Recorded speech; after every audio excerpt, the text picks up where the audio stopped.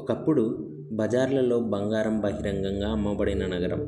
విదేశీ యాత్రికులు చూసి ఆశ్చర్యపోయిన ఆ రాజధాని. అదే విజయనగర సామ్రాజ్యం. దాని రాజధాని హంపి. కానీ 1565లో జరిగిన ఒక యుద్ధంతో ఆ సామ్రాజ్యపు అపారమైన బంగారం అదృశ్యమైంది. అసలు ఆ బంగారం ఏమైంది? దోచుకెళ్లారా? లేక దాచారా?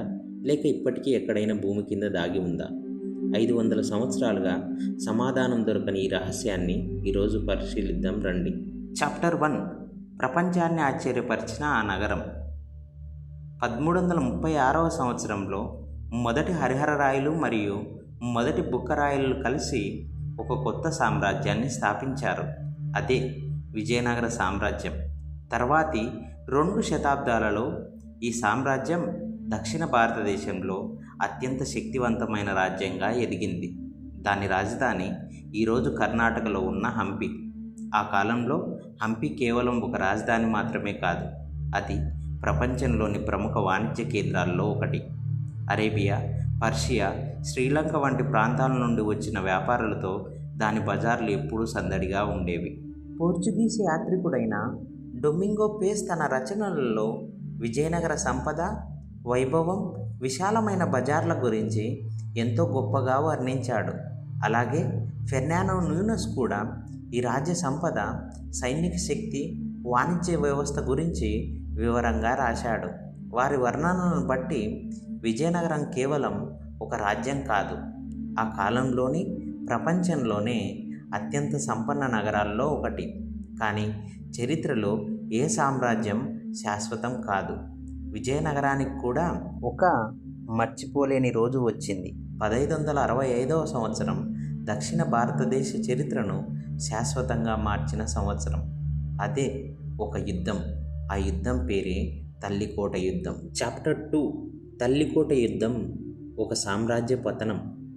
విజయనగర సామ్రాజ్యం దక్కన్లోని 4 సుల్తానుల కూటమిని ఎదుర్కొన్నది. ఆ సమయంలో విజయనగర సైన్యానికి నాయకత్వం వహిస్తున్న వ్యక్తి ఆలియా రామరాయ. అనుభవం, వ్యూహాలు, ధైర్యం, ఈ 3 విజయనగర సామ్రాజ్య సైన్యానికి పెద్ద బలం. యుద్ధం ప్రారంభమైనప్పుడు విజయం అందరూ విజయనగరానిదే అని చాలామంది భావించారు. కానీ యుద్ధం ఒక్కసారిగా మలుపు తిరిగింది. ఆలియా రామరాయ శత్రువుల చేతికి బందీ అయ్యాడు. కొద్దిసేపటికే ఆయన మరణించాడు. ఆ ఒక్క సంఘటనతో విజయనగర సైన్యం నాయకత్వాన్ని కోల్పోయింది.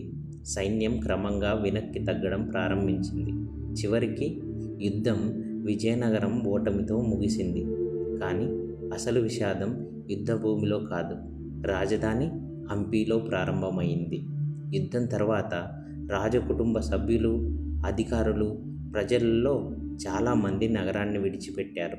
కొన్ని రోజుల తర్వాత విజేతల సైన్యాలు హంపీలోకి ప్రవేశించాయి. ఆ తర్వాత ఒకప్పుడు ప్రపంచాన్ని ఆశ్చర్యపరిచిన నగరం దోపిడీకి గురైంది. రాజభవనాలు, మార్కెట్లు, విలువైన వస్తువులు, అనేక నిర్మాణాలు భారీ నష్టాన్ని చవిచూశాయి. నేటికి హంపీలో కనిపించే శిథిలాలు ఆ విధ్వంసానికి నిశ్శబ్ద సాక్ష్యాలుగా నిలుస్తున్నాయి.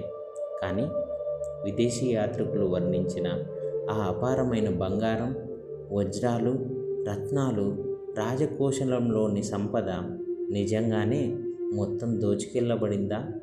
లేక యుద్ధం ముగిసేలోపే రాజకుటుంబం వాటిని సురక్షిత ప్రాంతాలకు తరలించిందా? ఈ ప్రశ్నకు చరిత్ర ఇప్పటికీ స్పష్టమైన సమాధానం ఇవ్వలేదు. ఇక్కడి నుంచే విజయనగర సామ్రాజ్య బంగారం ఏమైందనే అసలు రహస్యం ప్రారంభమవుతుంది. చాప్టర్ 3. మాయమైన బంగారం.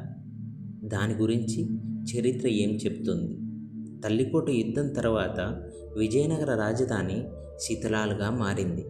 కానీ ఒక్క ప్రశ్న మాత్రం 5 శతాబ్దాలుగా చరిత్రకారులను, పురావస్తు శాస్త్రవేత్తలను ఆలోచింపజేస్తూనే ఉంది. ఆ అపారమైన సంపద చివరికి ఏమైంది? ఎందుకంటే విజయనగరం ఒక సాధారణ రాజ్యం కాదు. భారీ పన్నుల ఆదాయం, అంతర్జాతీయ వాణిజ్యం, వజ్రాల వ్యాపారం, బంగారం, రాజకోశం, ఇవన్నీ కలిసి విజయనగరాన్ని తన కాలంలోని అత్యంత సంపన్న సామ్రాజ్యాల్లో ఒకటిగా నిలబెట్టాయి. అలాంటి సామ్రాజ్యపు సంపద ఒక్కసారిగా చరిత్రలోంచి అదృశ్యమవ్వడం సహజంగానే ఎన్నో ప్రశ్నలకు దారితీసింది. చరిత్రకారుల అభిప్రాయ ప్రకారం యుద్ధం తర్వాత హంపీలో ఉన్న విలువైన వస్తువుల్లో చాలా భాగం దోపిడీకి గురై ఉండవచ్చు. ఆ కాలంలోని చారిత్రక వర్ణనలు కూడా రాజధానిని భారీ విధ్వంసానికి గురైందని సూచిస్తున్నాయి.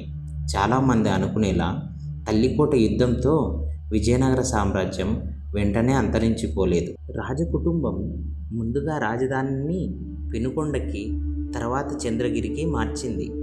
అక్కడి నుంచే కొన్ని దశాబ్దాల పాటు పాలన కొనసాగింది.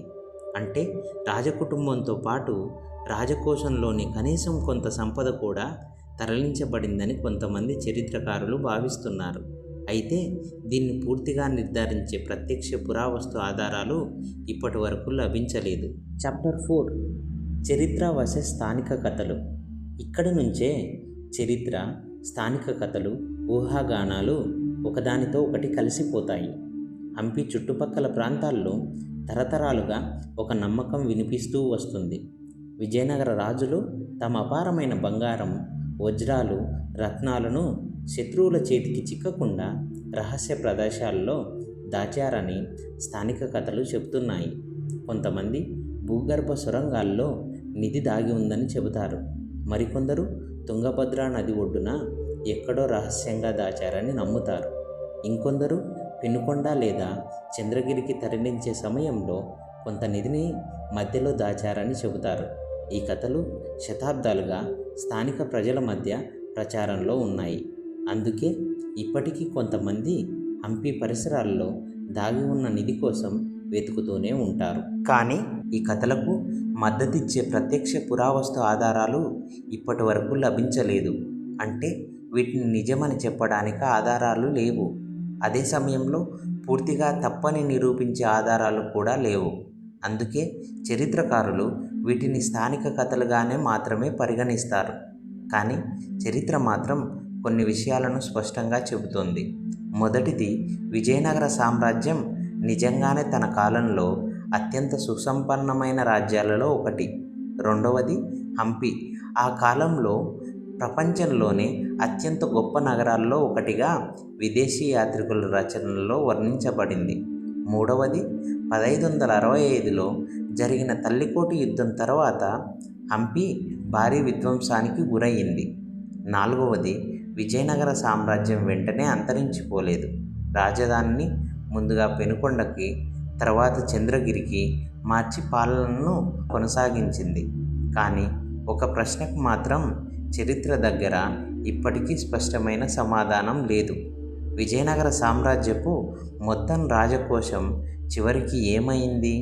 అంటే 5 శతాబ్దాల తర్వాత కూడా భారతదేశ చరిత్రలో అత్యంత ఆసక్తికరమైన రహస్యాలలో ఒకటిగా మిగిలిపోయింది.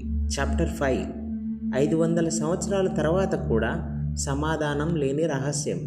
ఈరోజు హంపి శిథిలాల మధ్య నడుస్తే విరిగిపోయిన స్తంభాలు కనిపిస్తాయి, అద్భుతమైన దేవాలయాలు కనిపిస్తాయి, రాజభవనాల అవశేషాలు కనిపిస్తాయి, నిశ్శబ్దంగా ప్రవహిస్తున్న తుంగభద్ర నది కనిపిస్తుంది. కానీ ఒకప్పుడు ప్రపంచాన్ని ఆశ్చర్యపరిచిన ఆ అపారమైన సంపద మాత్రం ఎక్కడా కనిపించదు. విజయనగర సామ్రాజ్యపు బంగారం దోచుకెళ్ళబడిందా, లేక రాజకుటుంబం సురక్షిత ప్రాంతాలకు తరలించిందా?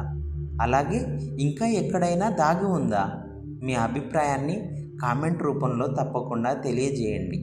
ఇలాంటి చరిత్రలోని నిజాలు, రహస్యాలు, పురావస్తు ఆవిష్కరణల గురించి తెలుసుకోవాలంటే కళ్యాణ్ అన్కవర్డ్ని సబ్స్క్రైబ్ చేయడం మర్చిపోవద్దు.